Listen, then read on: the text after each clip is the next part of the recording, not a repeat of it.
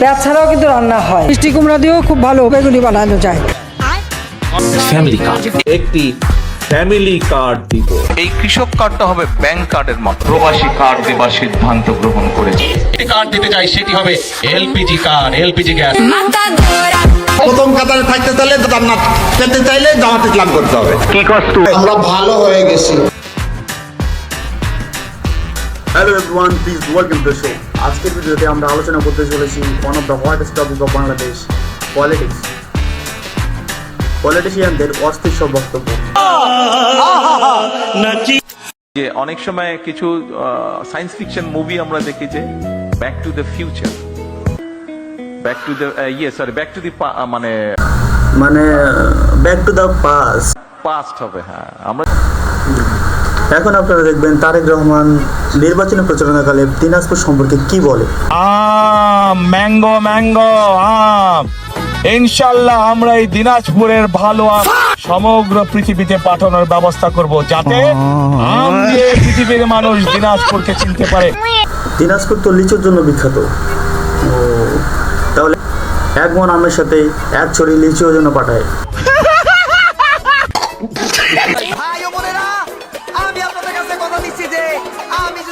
আপনার নেতার মুখে কি হয়েছে? নিজে কথা কইতে লজ্জা পায় নাকি? উনি নিজের প্রশংসা নিজে করতে পছন্দ করেন না।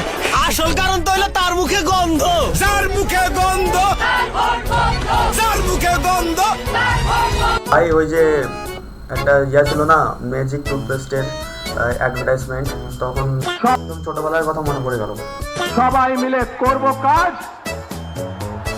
কে হারি জিতি নাহিলাস গোরমোমদের বাংলাদেশ। মামা কত সুন্দর কবিতা মিলছে। এবার আমরা দেখব প্রধানমন্ত্রী তারেক রহমানের যত সব কার্ড, উদ্ভাবনী কার্ড নিয়ে যে বক্তব্য রাখছে এই সেগুলা। কার্ডটার নাম আমরা দিয়েছি ফ্যামিলি কার্ড। এই কৃষক কার্ডটা হবে ব্যাংক কার্ডের মতো। সেই জন্য তাদেরকে আমরা প্রবাসী কার্ড দেবার সিদ্ধান্ত গ্রহণ করেছি। মায়েদের কাছে আমরা যেরকম ফ্যামিলি কার্ড পৌঁছে দিচ্ছি, সেরকম আরেকটি কার্ড দিতে চাই, সেটি হবে এলপিজি কার্ড, এলপিজি গ্যাস। ধন্যবাদ মাননীয় স্পিকার, মাননীয় সংসদ সদস্য। যখন কেউ তাকে সম্মান দেয় না, নিজেই নিজেকে যখন ধন্যবাদ দেয়। ঠিক বলেছেন, আপনার বুদ্ধি ভালো। প্রবর্তক সদস্যবৃন্দ, দেশে বহুদলীয় গণতন্ত্রের প্রবক্তা এবং পুনঃপ্রদক এরকম ছোট বড় ভুল সকলে হতেই থাকে, আমারও হয়। আমি কি বাড়িয়ে বলেছি? প্রাথমিক বিশ্ববিদ্যালয়গুলোতে মোট শিক্ষকের সংখ্যা, প্রাথমিক বিশ্ববিদ্যালয়গুলোতে হোয়াট ইজ দিস? প্রাথমিক বিশ্ববিদ্যালয়, প্রাইমারি ইউনিভার্সিটি, হ্যাঁ, প্রাইমারি স্কুল, ইউনিভার্সিটি, জাতীয় বিশ্ববিদ্যালয়।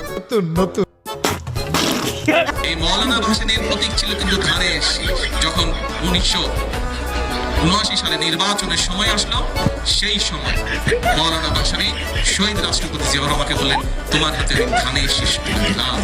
1979 সালে। চলো দেখে নিই মৌলানা হামিদ খান ভাসানী কত সালে মৃত্যুবরণ। ভাসানী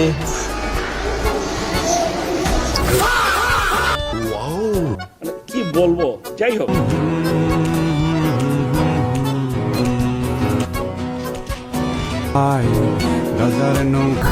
গয়তয় পয়তয় গুপ্ত গুপ্ত। এটা কি তুমি লিখেছো? যে না, আমি তো লেখাপড়াই জানি না, গাঞ্জা খেয়ে কুল পাই না। শেখ হাসিনার বাবার নাম হরে কৃষ্ণ হরে রাম। কি বলে এটা? শেখ হাসিনার বাবার নাম হরে কৃষ্ণ হরে রাম। বললাম তো চাঁদাবাজি তো বেটার আপনার জাকাতের চেয়ে, ফেতরার চেয়ে, নীলার চেয়ে বেটার। আমি আবারও বলছি, এই জন্য মেয়ে মানুষকে দক্ষ দেওয়ানোর দরকার নেই। এরা উল্টা পাল্টা কথা বলে, তা আবার জেদ ধরে থাকে যে ওইটাই ঠিক। জাকাত কিচ্ছু লাগবে না, দানের শেষে ভোট দিলে বেঁচে যাবে পারবে না। তোর কপালে জুতার বাড়ি হারামি। ভাই এই ধরনের বক্তব্য দেওয়া উচিত না। কে বলুক আর জামাত বলুক, তারেক রহমানের যত উপাধি রয়েছে একসঙ্গে দেখবো আমরা। জনাব তারেক রহমান, হযরত তারেক রহমান, ইঞ্জিনিয়ার তারেক রহমান। মাথায় নষ্ট মামা, মাথায় নষ্ট মামা। এই ভাই একবারে শয়তানের ভাই বিপিনু। এই নির্বাচনে যদি ছাড়া অন্য কারো হাতে ক্ষমতা যেত, বাংলাদেশে গৃহযুদ্ধ শুরু হতো, বাংলাদেশ স্বাধীনতা সার্বভৌমত্ব হুমকির মধ্যে পড়তো। বাংলাদেশের জিও পলিটিক্সের জায়গা থেকে বিএনপি ছাড়া অল্টারনেটিভ এখনো নাই, সামনে তৈরি হয় কিনা আমি জানি না। বিএনপির হাতে যদি আবারও ক্ষমতায় থাকে কিচ্ছু পরিবর্তন হবে না, হবে না, হবে না।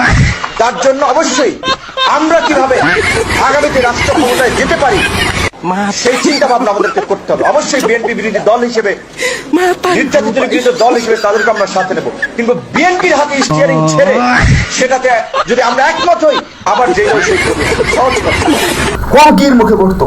ওয়াজ মাহফিল শুনলে আপনার সওয়াব হবে, কোথায় লেখা আছে? ওয়াজ মাহফিল করতে হলে মসজিদের ভিতরে করবেন। আমার চ্যাটার বাল হাত হালা দিন দাঁড়িপাল্লায় ভোটটা দিয়ে এসে মারা যান, যদি সরাসরি জান্নাত না পান তারপর সরাসরি আমাদের ধইরেন। প্রথম কাতারে থাকতে চাইলে জান্নাত পেতে চাইলে জামাত ইসলাম করতে হবে। আচ্ছা, জামাত ইসলাম না করলে কি প্রথম কাতারে যাইতে পারবো না জান্নাত? শুকটান দেওয়া বীরের মধ্যেও যদি সে ওই দাঁড়িপাল্লার দাওয়াত দিয়া আল্লাহর দ্বারে কবুল হয়ে কি বলে শালা উল্টাপাল্টা কথা বলতেছে। আমরা ভালো হয়ে গেছি, আলহামদুলিল্লাহ, আলহামদুলিল্লাহ। আমাদের দল বাংলাদেশের জনগণের সাথে যে অন্যায় আচরণ করেছে, যে জুলুম করেছে, আমরা বিনা শর্তে মাপ চাই। একটিবারের জন্য আমাদেরকে আপনারা ক্ষমতায় দিন, আমরা ভালো হয়ে গেছি, এখন দেশের জন্য ভালো কিছু করতে চাই। কেউ মাপ চাইলে তাকে ক্ষমা করে দেওয়া উচিত, উল্টা পাল্টা কথা চলবে না, ক্ষমা করে দাও। যদি আপনি জান্নাতে যেতে চান, আর জান্নাতে যেতে না চাইলে কোনো সমস্যা নাই, কারণ 72-এর মধ্যে প্রথম কাতারে থাকতে চাইলে জান্নাত পেতে চাইলে জামাত ইসলাম করতে হবে। এই বক্তব্যটা যে কেন দিছে বুঝি না ভাই, উনি এই ধরনের বক্তব্য কেন দিল? জান্নাতের প্রথম কাতারে যেতে চাইলে দেখি জামাত করতেই হবে। আমরা ধর্মকে কখনো ব্যবহার করি নাই, করবো না। Wake up to reality. জিতবে এবার দাঁড়িপাল্লা, ইনশাআল্লাহ দাঁড়িপাল্লা। কোরআনের সংগঠন দাঁড়িপাল্লায় ভোট দিও। আমরা বলতে পারি আমাদেরকে ভোট দিলে জান্নাতে যাবে, এতে কোনো সন্দেহ নাই। এটা কি ভাই, এটা কি, এইটা ভাই এই কথাটা একদম ঠিক না। জামাত জান্নাতের কথা বলে ফাঁকি দেয়, তাদের বলতে চাই ভাই আমাদের কথা যদি বিশ্বাস না করেন তাহলে ভোটের দিন দাঁড়িপাল্লায় ভোটটা দিয়ে এসে মারা যান, যদি সরাসরি জান্নাত না পান তারপর সরাসরি আমাদের ধইরেন। আমরা চ্যালেঞ্জ করে জান্নাত দিচ্ছি ভাই, শুধু ভোটটা দিয়েন।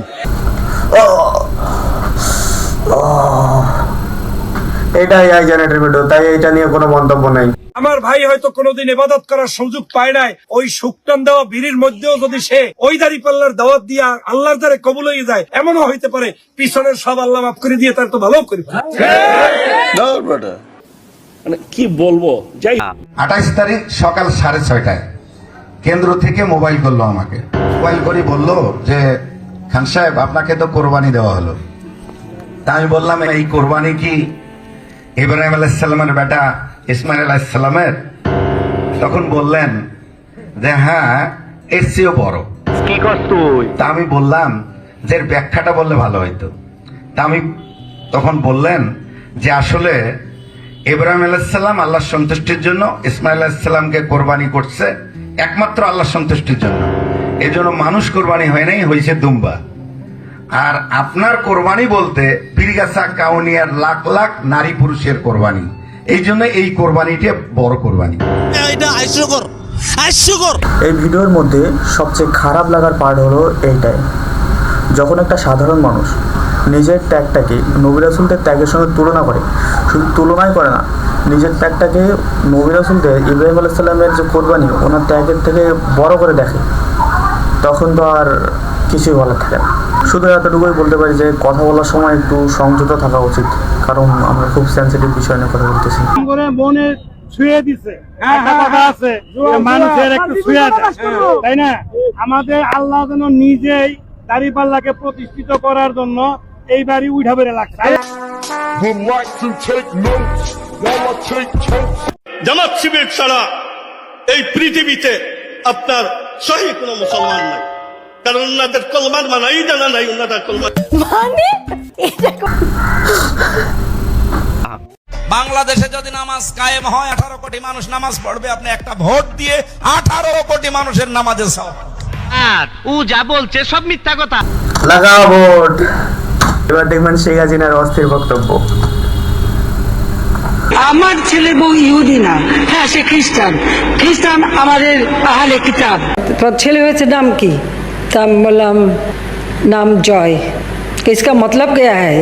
জয় মানে আনন্দ, জয় মানে ভিক্টরি। চলে যাওয়ার সময় বলতেছে और एक नमरूद पैदा हुआ। নাম কি? নাম হলো জয়।